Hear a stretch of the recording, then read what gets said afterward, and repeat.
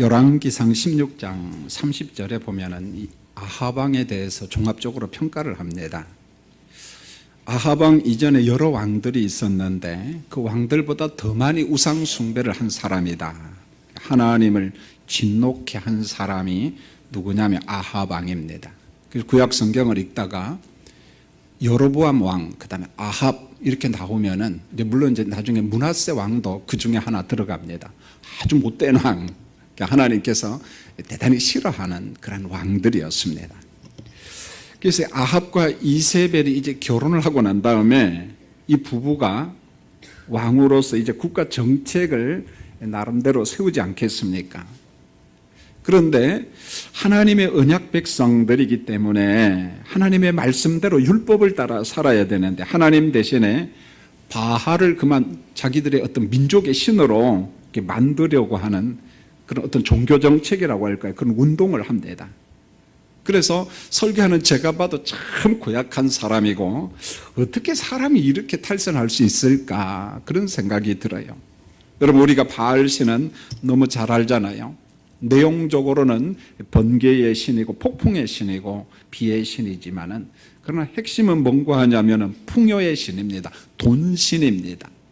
그래 예수님도 만몬과 재물과 나를 겸하여 섬길 수 없다 이렇게 말했을 때 재물을 우리가 보통 만몬신, 돈신, 풍요의 신 이렇게 이야기하잖아요. 그만큼 사람이 돈을 따르고 그럼 돈을 추구합니다. 그게 무조건 나쁘다 그렇게 말하지 않아요.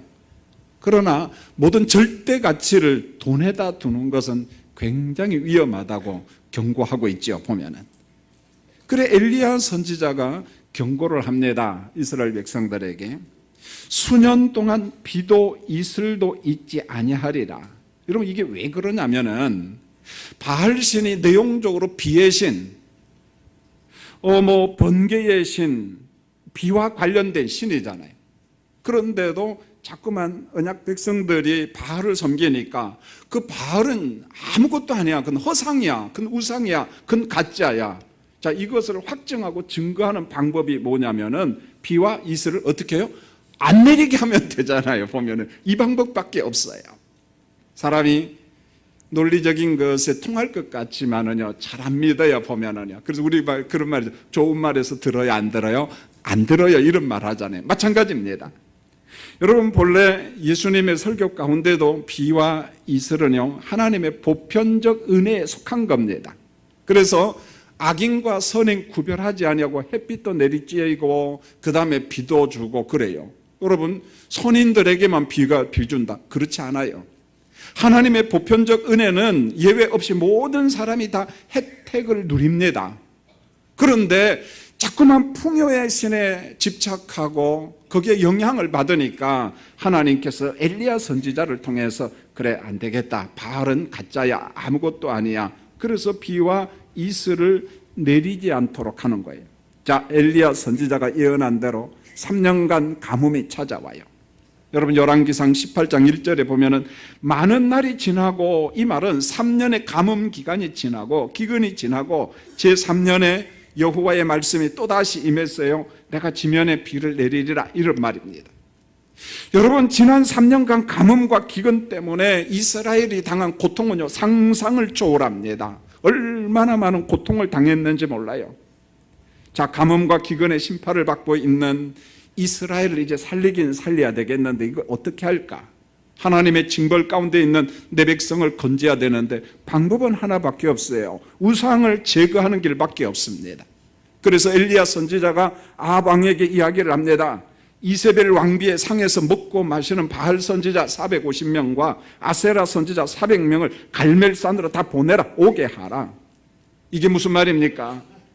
엘리야 선지자는 이 나라를 살리긴 살려야 되겠는데 이세벨 왕비가 우상 숭배자들을 너무너무 끼고 돌아가요. 보호를 하거든요. 안 되겠다 싶으니까 결단을 내린 거예요. 바알의 선지자, 아세라 선지자를 갈멜산으로 다 보내라. 거기서 우리 한번 영적 전투를 한번 하자. 우리 영적 전쟁을 한번 해보자. 이렇게 결단을 한 겁니다.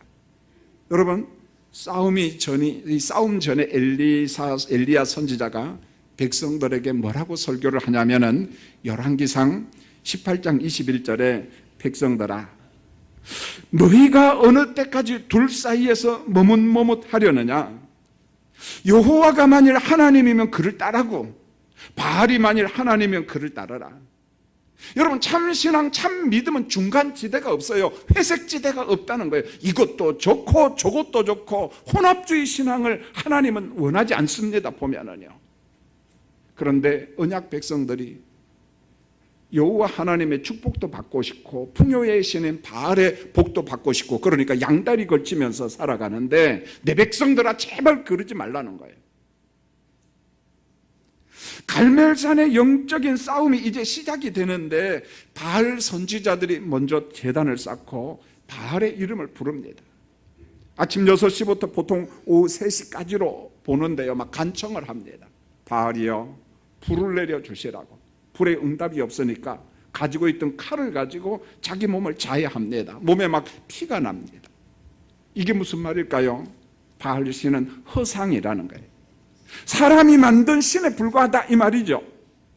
자, 이어서 엘리야가 하나님 앞에 기도를 합니다. 열왕기상 18장 36절로 37절에 아브람과 이삭과 이스라엘의 하나님, 하나님만이 이스라엘의 하나님이심을 알게 하여 주옵소서. 이게 사실은 엘리야 선지자의 간청 내용이요. 이게 진심입니다. 하나님만이, 여호와 하나님만이 참된 하나님을 이 백성으로 좀 알게 해주세요. 이 백성들이 하나님을 경험하고 마음을 돌이켜 하나님만 섬기게 해주세요.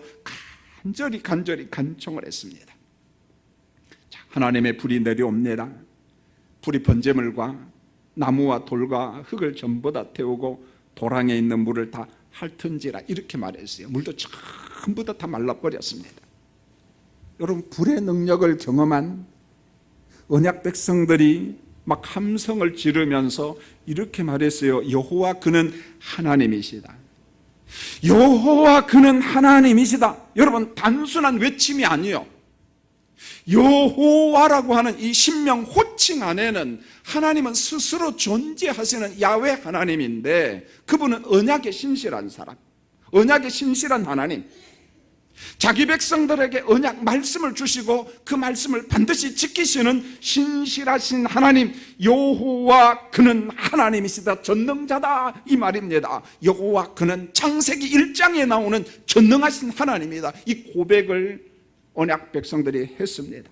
성도님들, 이스라엘 백성들의 고백을 통해서 오늘 예배하는 여러분들의 심령 속에서도 창세기 1장의 하나님과 창세기 2장 3장에 나오는 여호와 하나님을 경험하시기를 원합니다. 제가 경험론을 완전히 주장하는 그게 아니에요. 경험이 최고다 그 말이 아니에요. 우리는 경험이 없어도 계시된 말씀을 믿습니다. 성령으로 말미암아 믿어요. 그런데 그 하나님을 우리는 경험할 수 있다는 거예요. 만날 수 있다는 거예요. 왜? 하나님이 인격자기 때문에. 성경에서 말씀하신 그 말씀하신 계시의 하나님을 믿으시고 하나님이 약속한 것을 경험하고 간증할 수 있는 우리 성도님들 되기를 원합니다. 하나님을 만나야 돼요. 열왕기상 18장 40절입니다. 이제 엘리야가 명령을 내립니다. 바알의 선지자들을 하나도 도망하지 못하게 하라. 그리고는 기손 시내로 데려다가 거기서 죽이라 이렇게 말합니다. 여러분 보세요. 성경에 보면 지도책이 나오는데 지중해 옆에 보면 갈멜산 이렇게 나와요. 그리고 갈멜산 바로 위에 보면 기손강 이렇게 나옵니다. 그러니까 갈멜산 옆에 기손 시내, 기손강이 흐르고 있습니다. 바알 선지자들을 기손 시내에서 죽이는 데는 그만한 목적이 있는데 두 가지예요. 하나는 뭐냐? 거룩한 하나님의 말씀을 저 바알의 사람들이 조롱했거든요. 하나님을 대적했어요. 하나님을 거부했습니다. 그러므로 여호와의 말씀을 조롱하고 거부한 자들을 용서할 수 없다는 거예요. 허용할 수 없다는 것입니다. 그들이 이 땅에 있어서는 안 된다는 거예요. 그 다음에 선민들로 하여금 저 가짜들이 미혹을 했어요. 유혹을 했어요. 가짜 허상, 우상들이 선민을 멸망의 길로 가게 만들었거든요. 보면은 그러므로 선민을 멸망의 길로 가게 만든 우상의 사람들을 내가 용서할 수 없다. 엘리야의 단호함이에요. 이것은 하나님의 열심이라고 말하는 겁니다. 하나님의 말씀에 충만한 엘리야 선지자는 아주 단호하게 바알의 사람, 아세라의 사람을 용서할 수 없다. 그들을 전부 다 멸하라. 이렇게 말합니다. 여러분, 여기에서 이제 엘리야 선지자를 공부를 할 때 꼭 기억할 게 이 고대 근동 사람들의 민족 신관, 그러니까 자기 민족 나름대로 신이 있지요. 그러니까 주변 사람들은 이스라엘 사람들이 믿는 여호와 하나님도 그들의 신, 그들의 민족 신이다 이렇게 말해요. 그런데 성경은 천만의 말씀은 유일하신 하나님, 이제 그렇게 충돌이 일어나죠. 그러니까 보편적으로 고대 근동 지방 사람들의 민족 신과는 이런 거예요. 그들이 믿는 신을 전사의 신, 전사, 싸우는, 그러니까 어떤 면에 있어서 어떤 장엄한 그러한 신, 그래서 어떤 투사적인 신, 전사의 신 개념으로 그들이 받아들였어요. 그래서 이 당시 고대 근동 지방의 민족 신간을 쭉 보면은 그들의 신은 마치 이런 거예요. 불과 번개로 나타나고 바람과 폭풍 속에서 어느 때는 지진과 화산으로, 어느 때는 홍수와 막 소낙비를 가지고 원수들을 대적하는 우리의 신, 그런 개념이에요. 그것을 갖다가 제가 전사의 신 이렇게 지금 표현을 했습니다. 그런데 이 당시 엘리야 선지자도 하나님을 경험하고 하나님의 거룩한 예언자 선지자인데 어느 부분 보면은 엘리야 선지자 심성 마음 안에도 전능하신 하나님을 이해할 때 이방인의 정신으로 이해하는 영역이 좀 많아요. 그래서 하나님을 전사의 신 개념, 전사의 하나님 그 개념으로 이해를 합니다. 자, 한번 보세요. 엘리야는 그동안 갈멜산 전투에서 불로 태우시는 하나님을 경험했습니다. 이 불로 태우시는, 불로 역사하시는 하나님. 그 다음에 갈멜산의 불의 역사 다음에 뭐가 나타납니까? 큰 비가 막 내리잖아요, 보면은. 소낙비를 피해서 막 달려가는 장면이 나오잖아요. 그래서 열왕기상 18장 45절을 보면 작은 손바닥만한 구름이 나와요. 바람이 붑니다. 이어서 막 큰 비가 쏟아집니다. 엘리야 선지자가 하나님을 경험한 장면, 환경들을 보면은 큰 빛 속에 역사하시는 하나님, 태우는 불 속에서 역사하시는 하나님. 자, 그러다 보니까 하나님을 단편적으로 이해를 해요. 자기 경험 속에서 여호와 하나님을 이해를 합니다. 자, 이제 불심판과 엘리야 선지자로 인하여 바알의 사람들이 이제 죽임을 당했습니다. 이 소식이 왕비한테 전달이 됐어요. 이세벨 왕비에게 들어갔습니다. 그때 왕비가 이세벨이 결심을 합니다. 내가 엘리야의 생명을 반드시 죽이리라 보복을 다짐하는 거죠. 여러분, 얼마나 그 소식이 무섭게 왔느냐면은 이세벨이 자기를 죽인다는 정보를 접한 엘리야가 그 길로 남쪽 브엘세바까지 도피를 합니다. 여러분, 브엘세바는 지도책을 쭉 보면은요, 이쪽 평야지대 끝지방이 브엘세바예요. 그래서 브엘세바부터 보면 유다 광야가 또 시작이 되는 거예요. 광야지대거든요, 보면. 전능하신 하나님을 경험한 엘리야입니다마는 그 역시 참 약한 사람이구나, 연약한 사람이구나. 이세벨이 자신의 생명을 찾고 죽인다는 말을 듣고 여러분, 엘리야 속에 막 불안이 찾아온 거예요. 불안, 공포가 찾아온 거예요. 두려움이 왔습니다. 엘리야는 이 탈진한 몸, 정말 피곤한 몸을 이끌고 광야 어디까지 오냐면 로뎀나무 아래 왔다, 이렇게 말해요. 로뎀나무 아래 딱 앉았습니다. 열왕기상 19장 4절에 보면 엘리야의 극단적 고백이 나옵니다. 하나님, 나 죽기를 원합니다. 지금 나의 생명을 거두어 주소서. 이제 나의 할 일을 다 하였습니다. 혹시 산부 예배 드리는 사람들 혹시 이런 사람이 있나요? 제발 죽지 마세요, 여러분. 나 지금 죽기를 원합니다. 지금 나의 생명을 거두어 주세요. 이제 나 할 일 다 했습니다. 성도님들, 어느 때 이런 말이 나와요? 그게 좀 넋두리 일지라도 여러분, 어느 때 이런 탄식이 나오고 이런 애통한 마음이 나옵니까? 제가 볼 때요, 극단적인 질병으로 오래 고생할 때 도무지 치료가 안 돼요.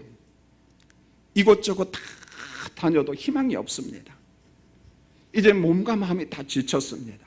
가족들에게 막 짐덩이 같아요. 그러면 매일 사색하고 생각하는 게 뭘까요? 우울증까지 찾아왔잖아요. 내가 살아서 못하냐? 내가 살아서 못하냐? 에라 모르겠다, 나 죽어야 되겠다, 이런 말 하잖아요. 여러분, 또 어떤 사람이 극단적 생각을 하냐면은 탈진이 찾아와요. 여러분, 과로와 탈진은 좀 다르거든요. 과로는 너무 피곤하고 그러면 한 달 혹은 석 달 혹은 안식년 시간이 지나면 몸이 회복이 됩니다. 그런데 번아웃 현상이 오면은요, 이게 언제 회복될지 몰라요. 이것은 거의 합병증 병들과 같이 찾아오거든요. 자, 이뿐만 아니라 우리가 열심히 살았는데 내 인생에 실패가 찾아와요. 내 마음이 불안이 가득 찹니다. 두려움과 공포가 있어요. 산다는 재미가 없습니다. 그러면 한순간에 자살을 해요. 한순간에. 그러나 우리 예수 믿는 사람들은 하나님이 우리에게 주신 생명을 스스로 끊는 것은 허용이 안 돼요. 그럼 자살하면 안 됩니다. 성도들은 인생의 이 길을 얼마든지 성령 안에서 은혜 가운데 극복할 수가 있습니다. 내가 험한 사망의 음침한 골짜기에 갈지라도 나 혼자만 있는 것이 아니라 여호와 하나님이 목자로서 분명히 내 옆에 계셔요. 내가 위기 가운데 있을 때 나를 건져내시는, 위기를 극복해 하시는 선한 하나님을 신뢰해야 돼요. 믿으셔야만이 됩니다. 여러분, 여호와 하나님은 죽음을 갈망하는 엘리야의 마음을 만져주십니다. 엘리야의 마음을 만져주셔요. 그리고 하나님이 선택한 방법이 뭐냐면, 엘리야야, 너 그동안 잠도 못 자고 참 고생 많았구나. 자, 이 로뎀나무 아래에서 잠을 자라. 잠을 자고 일어나면 배가 고프잖아요. 먹을 것을 또 준비합니다. 또 물을 마시게 합니다. 여러분, 먹고 나니까 또 어떻게 잠이 또 오는 거야, 보면은. 그럼 또 자라.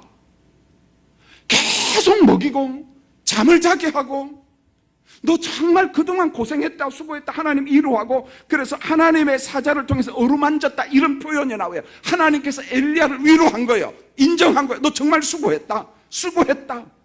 그동안 험한 세상에서 저 악한 우상 숭배자들 아합과 이세벨과 영적 전투를 하느라고 너 정말 고생했다. 너 수고했다. 하나님께서 하나님의 사자를 통해서 자꾸만 위로를 해놓은 거예요.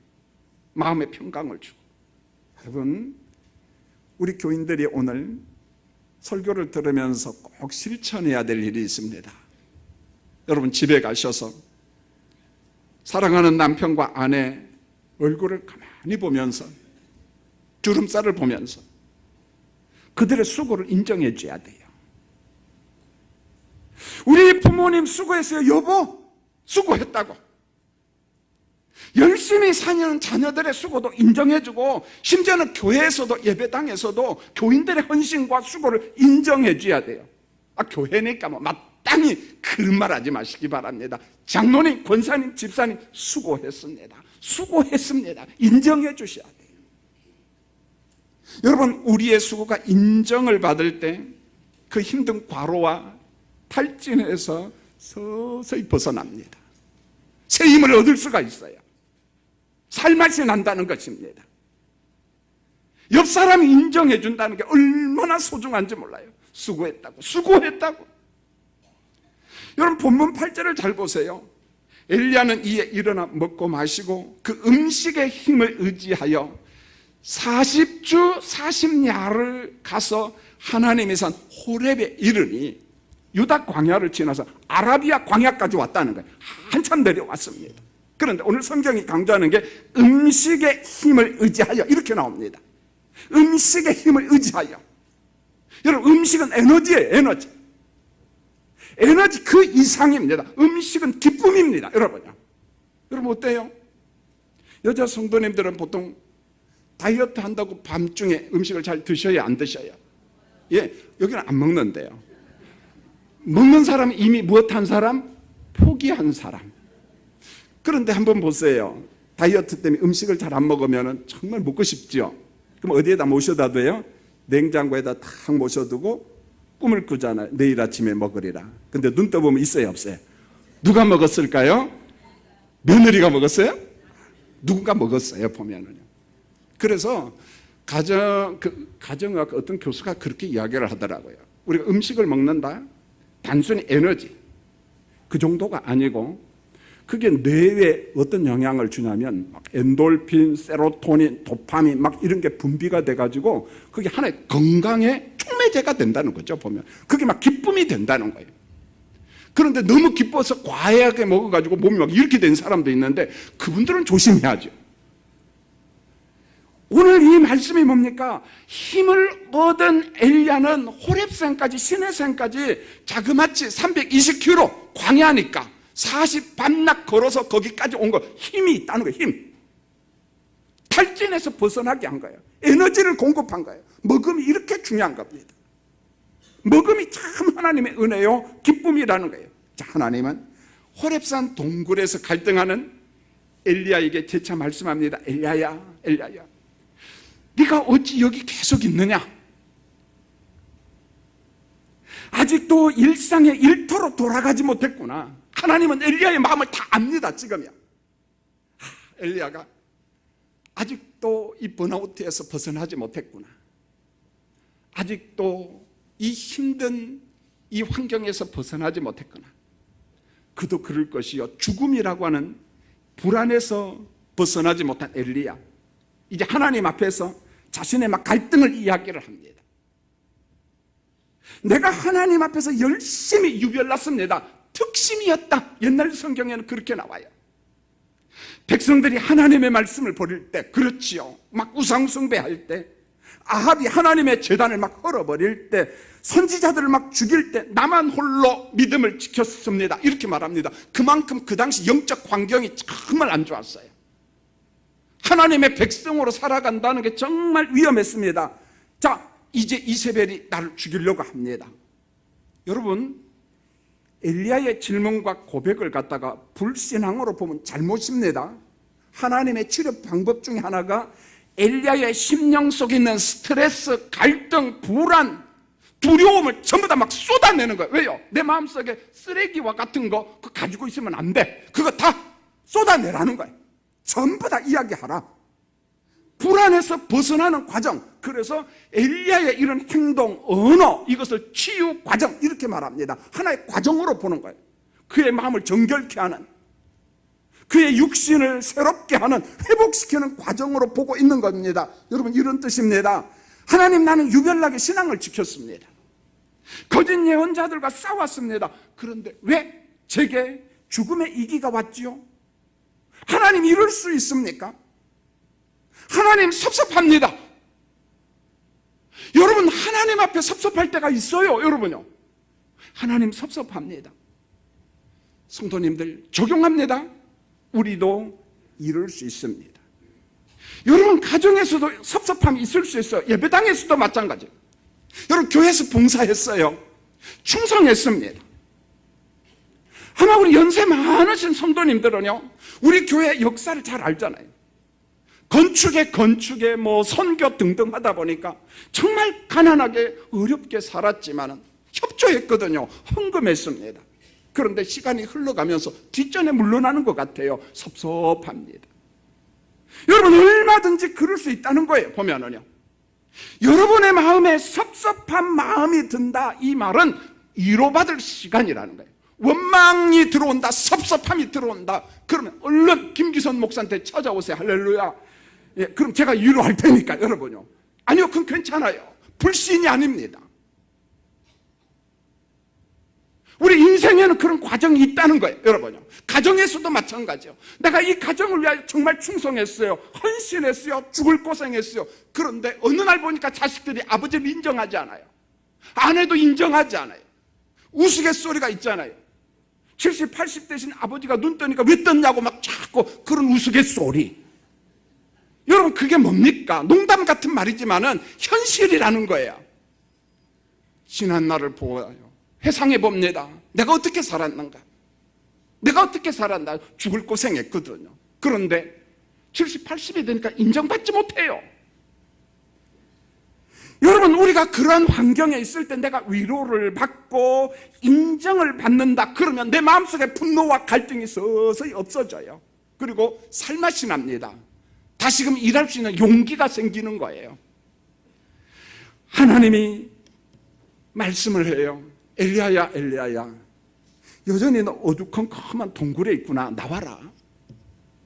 여러분, 어두컴컴한 동굴에서 가만히 사색만 하고 있으니까 자꾸 이 우울증에서 벗어나지 못하. 나와라. 그리고 엘리야를 어디로 데려갑니까? 산으로 데려가요. 야, 산에 올라라. 그리고 또 하나님께서 역사를 하는데 크고 강한 바람이 막 지나가는데 어느 정도냐? 산을 가르고 바위를 부수는 환경. 여러분, 어느 정도 바람이 불어야만이 바위 덩어리가 깨집니까, 여러분? 강력한 바람이 나타나서 산을 부수고, 여러분, 바위를 부수는 그런 환경. 엘리야가 바로 그와 같은 환경 속에 전능하신 하나님이 계시겠지 하고 하나님의 음성을 기다리는데 하나님의 음성이 안 들려요. 하나님께서 그 다음에는 지진을 통해서 역사했고요, 큰 불을 통해서 역사를 합니다. 지진과 큰 불 속에서 전사의 하나님, 전능하신 하나님이 계실 거야. 그런데 그 속에서도 주의 음성을 듣지를 못했어요. 그동안 엘리야는 어떤 하나님을 경험했느냐면은 불과 바람과 지진과 큰 빛 속에서 역사하신 하나님만을 찾았다는 거예요. 장엄하신 하나님, 막 때리 부수고 막 깨버리고 사람을 잡아 죽이고. 여러분, 하나님은 분명히 초자연적 능력 안에 계셔요. 사실입니다. 예수님의 설교를 봐도 공간복음서에 하나님의 역사가 자연 속에 풍랑을 잔잔케 하고 그렇게 나타납니다. 욥기서를 보세요. 폭풍 속에서 말씀하신 하나님이라고 욥기서에도 이야기합니다. 분명히 하나님은 초자연적인 역사와 능력을 행하시는 분입니다. 그런데 이번만큼은 하나님이 그 속에 나타나지 않습니다. 바람과 지진과 불이 지난 이후에 세미한 소리가 있었어요. 엘리야야, 엘리야야. 아주 조용한 바로 그곳에 계신 하나님을 경험합니다. 이게 무슨 말일까요? 우리가 믿는 여호와 하나님은 장엄하게 역사하고 우주 만물을 창조했지만은 불 가운데 빛 가운데만 역사하는 것이 아니라 어느 때는 아주 조용하게, 아주 세미하게. 자, 어느 때는 우리가 고통 가운데 있을 때, 사망의 음침한 골짜기에 있을 때라도 하나님께서 우리를 불러서요, 누구야? 내가 네 옆에 있다. 내가 너와 함께한다. 내가 너와 함께한다. 우리는 어떤 환경 속에서도 선하신 목자 되시는 하나님을 경험할 수 있습니다. 장엄하신 하나님이시만 불 가운데만 역사하는 것이 아니라 세미하게, 조용하게, 심지어는 내가 고통 가운데 있을 때, 내가 병상에 있을지라도 하나님께서 우리 가운데 역사해요. 우리 가운데 역사합니다. 하나님은 죽기를 간청하던 엘리야를 회복시킨 다음에 엘리야야, 이제 이 광야를 떠나라. 그리고 어디로 가라고요? 일상생활로 가라. 직장으로 가라. 가정으로 돌아가라. 일터로 돌아가라. 여러분, 오늘 말씀이 바로 그 핵심입니다. 열왕기상 19장 15절을 보세요. 아람 사람 하사엘에게 기름을 부어 아람의 왕으로 삼으라, 이렇게 말합니다. 이게 무슨 말일까요? 엘리야는 이스라엘 사람입니다. 그런데 남의 나라 아람 왕에게 기름을 부으래. 무슨 말입니까? 하나님은 이스라엘의 민족신이 아니라 온 우주 만물의 하나님 되심을 말씀하고 있어요. 그러니까 하나님께서 엘리야에게 말해요. 엘리야야, 저 아람 하사엘에게 가서 기름을 부어라. 두 번째로요, 열왕기상 19장 16절을 보세요. 예후에게 기름을 부어 이스라엘의 왕이 되게 하라. 세 번째로 보세요. 열왕기상 19장 19절에 보면은, 물론 앞부분부터 나옵니다. 엘리야에게 겉옷을 던지라. 엘리야에게 겉옷을 던지라. 이게 무슨 말일까요? 엘리야야, 그동안 네가 옷을 입었다. 이때 옷은 그 사람의 신분을 의미합니다. 능력을 의미합니다. 그동안 네가 하나님의 선지자로 사역했는데 그 능력 사역을 이제 누구한테 넘기라? 너의 제자인 엘리사에게 넘겨라, 그런 말입니다. 여러분, 오늘 본문에 공통점이 있습니다. 여러분, 광야로 들어와 죽기를 원했던 엘리야에게 하나님 말씀합니다. 엘리야야, 일상으로 돌아가라는 거야. 일상으로 정상적인 일을 하라. 여러분, 대단히 중요합니다. 우리가 열심히 살다 보면 탈진이 와요. 과로가 옵니다. 병이 옵니다. 살고 싶지 않을 때가 있습니다. 여러분, 그때는 위로받아야 되고 쉬어야 될 시간이라는 거예요. 여러분, 우리 가운데 이런 증상이 있습니다. 몸이 너무 아파요. 그래서 이 병원 저 병원 다 다녔어요. 검사를 했습니다. 그런데 의사가 이렇게 말합니다. 데이터상에 이상이 없네요. 건강해요. 아무 일 없어요. 자, 그러면 아내가 너무 아파가지고 남편이 따라다니잖아요. 아들과 딸이 며느리가 다닙니다. 이 병원 저 병원 가. 그래도 괜찮다. 안 아프다. 여러분, 남자들이 이 말하면 안 돼요. 자녀들이 이 말하면 안 돼요. 병원 2개, 3개 가도 데이터상으로 아무 일이 없을 수 있습니다. 그럴 때 옆에 있다고 엄마 이제 꾀병이야. 꾀병 부리지 마. 이 말하면 된다 안 된다? 안 살고 싶어요. 그 남자하고 이제는. 무슨 말인지 아세요? 사람은 기계가 아니야. 데이터상에 안 나타날 수도 있어요. 여러분요. 아프면 아픈 거예요. 여러분요. 반응이 없네 보니까. 그러니까 꾀병 소리 듣는 거야. 여러분요. 아프면 아픈 거야. 여러분요. 맞다고 하니까 기분 좋네 보니까. 사실입니다. 그때 어떻게 해야 되느냐? 인정해 주는 거예요. 데이터를 의존하는 게 아니라 내 남편과 내 아내와 우리 가족을 이해하는 거, 인정해 주는. 아프구나. 그리고 기도해 주셔야 돼요. 쉼의 시간을 가져야 돼요. 여러분, 우리는 위로받고 위로하는 그런 존재들이라는 거예요. 교회가 어떤 곳이냐? 물론 은혜 받는 거예요. 예배 드리는 곳입니다. 그런데 하나님 앞에서 우리의 수고를 인정받고 우리가 위로받는 것이 어디냐? 주님의 교회예요. 어디 나오냐? 여러분, 인쇄물에는 적지 않았습니다만 사도 바울이요, 고린도 후서 1장 4절에서 그 말을 합니다. 바울이요, 죽을 고생을 했습니다. 환난을 많이 경험했어요. 그런데 내가 환난 가운데 있을 때 위로의 하나님께서 나를 위로했다. 그 다음에 뭐라고 이야기하느냐? 하나님의 위로를 받은 사람들은 내 옆에서 고통당하는 사람을 위로하라. 이렇게 말합니다. 이게 무슨 말일까요? 아파 본 사람이 아픈 사람을 위로하고, 사업에 부도 맞아 본 사람이 부도 맞은 옆에 있는 성도를 위로하라. 그런 말이에요. 여러분, 건강한 사람도 위로할 수 있지만은 환자의 마음을 깊이 모릅니다. 여러분요. 환자의 마음을 모르는 상태, 질병의 고통을 모르는 상태에서 위로한다고 입을 열다가 자칫 잘못하면 상처를 줘요. 고통을 준다는 거예요. 사랑하는 성도님들, 여러분이 어떤 환경 속에서 고통을 당했습니까? 어떻게 마음을 회복했습니까? 탈진에서 벗어났습니까? 그렇다면 그와 같은 고통을 안고 살아가는 내 옆에 있는 사람을 위로하는 여러분 되기를 원합니다. 하나님의 위로를 받은 사람은 반드시 옆에 있는 사람을 위로하라, 위로하라, 그 말씀을 하고 있어요.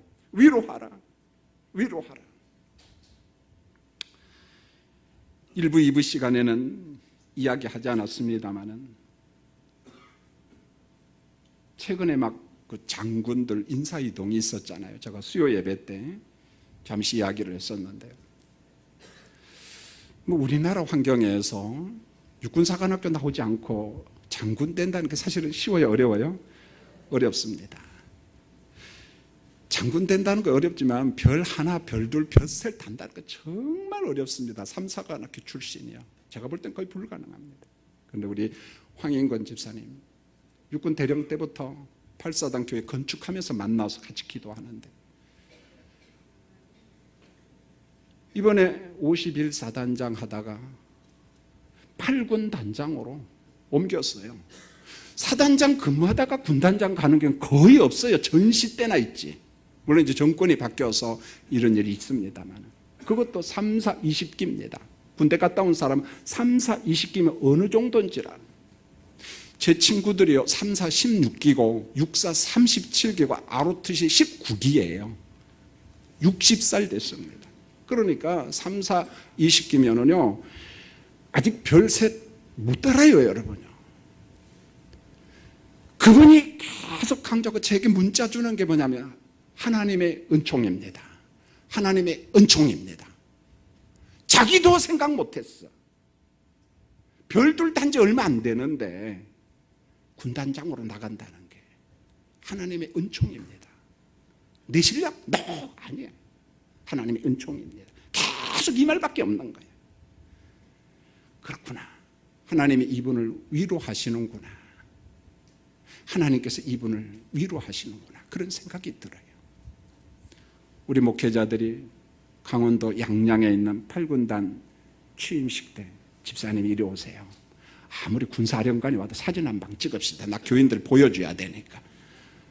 뭐 옆에 뭐 별들, 별 하나 막 대령들 많잖아요. 특별히 우리 김삼수 목사 방위병 출신 아닙니까? 그 다음에 우리 안경민 강도사도 뭡니까? 공익근무자거든요.